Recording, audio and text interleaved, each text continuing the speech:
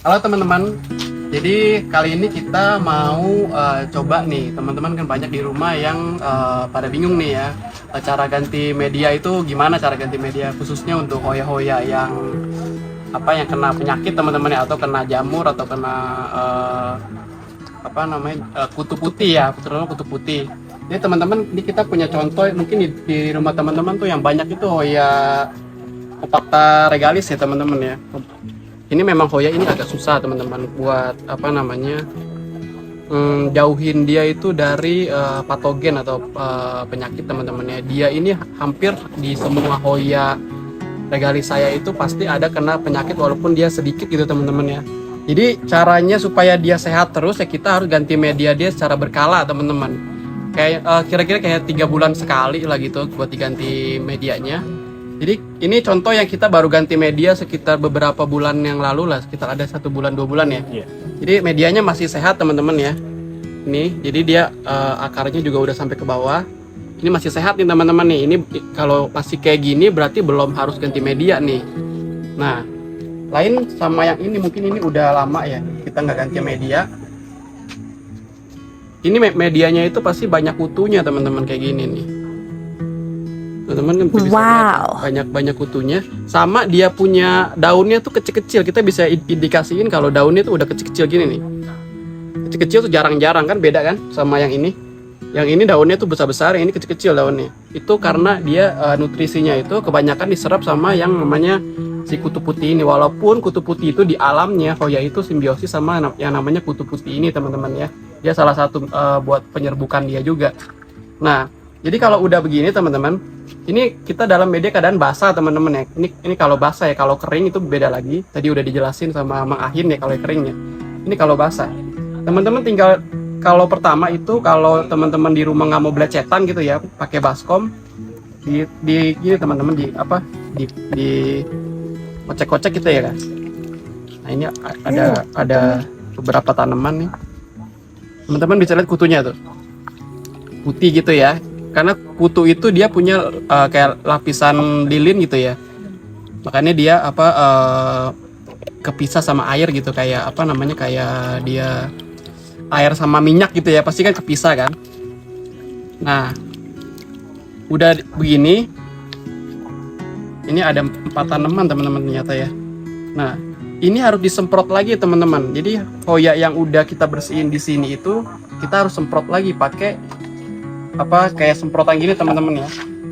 Teman-teman di rumah kalau yang piara hoya harus banget nih punya nih kalau yang macam-macam semprotan gini nih. Teman-teman bilas dulu, pertama bilas dulu. Kalau kutunya udah hilang, misalnya dia nggak sampai sela-sela, ini kan sampai sela-sela ya. Kalau kutunya udah hilang, teman-teman tinggal bilas gini aja juga udah beres. Tapi kalau dia banyak teman-teman, kutunya sampai ke sela-sela, teman-teman harus pakai yang flat nih. Dia flat itu kayak gini teman-teman ya, dia flat tuh, jadi dia kayak tajam gitu teman-teman. Nah, bisa dibersihin. Nah, kalau teman-teman mau bersihin hoya yang akarnya nggak mau rusak gitu ya, teman-teman harus pegang gini teman-teman, pegangnya begini, di satu arahin teman-teman nih, di satu arahin gini pegangnya. Teman-teman semprotnya itu harus searah ke tumbuh akarnya. Misalnya akarnya tumbuhnya ke bawah ke situ kan ya, teman-teman semprotnya gini nih. Jadi kenceng pun akarnya nggak bakal putus teman-teman. Gitu ya. Udah gitu. Nih, kita buang-buang lagi ini media ini, kita mau kasih hidrogen teman-teman ya. Jadi hidrogen ini fungsinya itu buat matiin kayak hama-hama kayak semacam jamur gitu segala macam. Juga dia bisa bikin tanaman itu yang kekurangan oksigen gitu, yang tadinya lemas, yang tadinya kisut, karena ini hidrogen gitu teman-teman.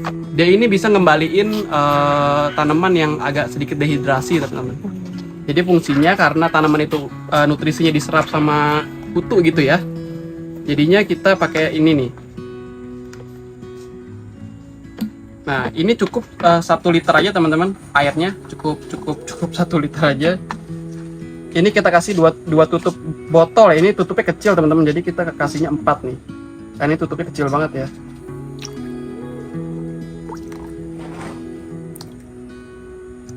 Nah, ini fungsinya buat matiin apa namanya kutu-kutu yang masih nempel gitu ya. Sama juga dia bisa bikin tanaman yang tadinya dehidrasi bisa agak sedikit apa namanya seger gitu, seger lagi gitu ya. Nah, ini tinggal teman-teman rendam gini aja, direndam. Ini rendamnya harusnya agak lama teman-teman ya. Ini rendamnya itu kira-kira sekitar 30 menit gitu, 30 menitan. Habis itu teman-teman udah 30 menit, teman-teman angkat. Ini nggak usah dibilas lagi teman-teman kalau pakai 3%. Tapi kalau teman-teman pakai yang tujuannya buat apa, benar-benar buat insektisida, ini bisa dipakai di persenan itu 10%. Tapi tidak dianjurkan teman-teman ya, karena untuk Hoya itu kita hanya pakai yang 3% biasanya. Nah, habis itu kita tinggal ituin tanam pakai media baru ya. Nah, ini dianjurkan kering teman-teman. Kalau nggak kering dia biasanya nanti akarnya itu nggak ngembang teman-teman ya. Kalau teman-teman misalnya tanamannya banyak gitu, teman-teman nggak mau nungguin kering, bisa teman-teman gini-giniin aja nih. Kalau teman-teman gini-giniin, nanti dia akarnya bakal agak ngembang ya. Nah, ini teman-teman karena pasti di si Compacta regalis itu ada akar yang agak busuk-busuk teman-teman, kayak gini nih. Ini namanya akar yang busuk-busuk. Kalau saya sih saya cium dulu, saya cium. Kalau saya cium ada kayak bau-bau apa namanya, kayak bau-bau gosong gitu teman-teman, itu berarti ada akar yang mati ya, akar yang busuk. Nah, akar yang busuk itu biasanya warnanya coklat, terus ada kayak serabut-serabutnya gini nih. Ini nih, yang putih itu hidup, tapi yang coklat-coklat itu mati.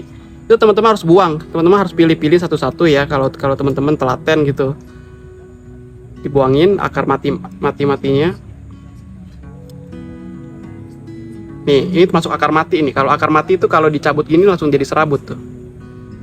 Nah, ini baunya ini bau gosong teman-teman, kayak bau gosong, kayak bau kayu yang udah kerendam lama gitu loh. Itu harus dibuang teman-teman, karena percuma, dia pun tidak udah nggak bisa ngasih nutrisi lagi ya buat tanamannya ya. Teman-teman harus potong. Kalau udah, nah, kalau udah bersih, semua akarnya hidup gitu teman-teman ya. Kalau udah semua akarnya hidup,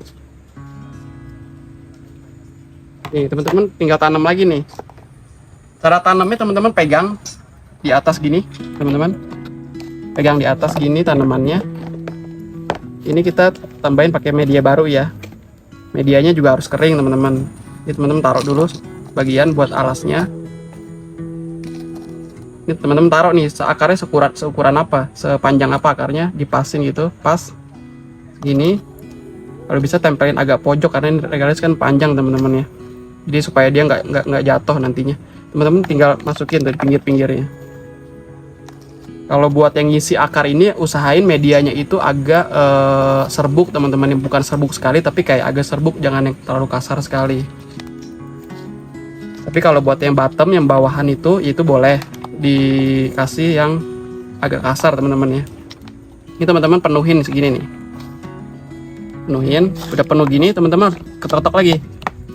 Itu buat tujuannya buat ngisi si akar yang apa, sela-sela akar gitu ya teman-teman ya.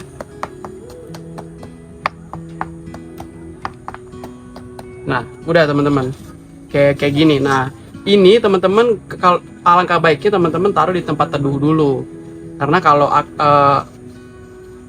oh ya, habis ganti media itu harus ditaruh di tempat teduh teman-teman, supaya dia menyesuaikan diri lagi sama si media barunya gitu teman-teman ya. Nah, udah begini, habis itu teman-teman boleh siram ini tuh sekitar kayak 3-4 hari berikutnya, karena kita ini ada treatment si hidrogen itu teman-teman. Jadi teman-teman gak usah khawatir dia tuh dehidrasi, karena dia udah ada pertolongan dari si hidrogen itu.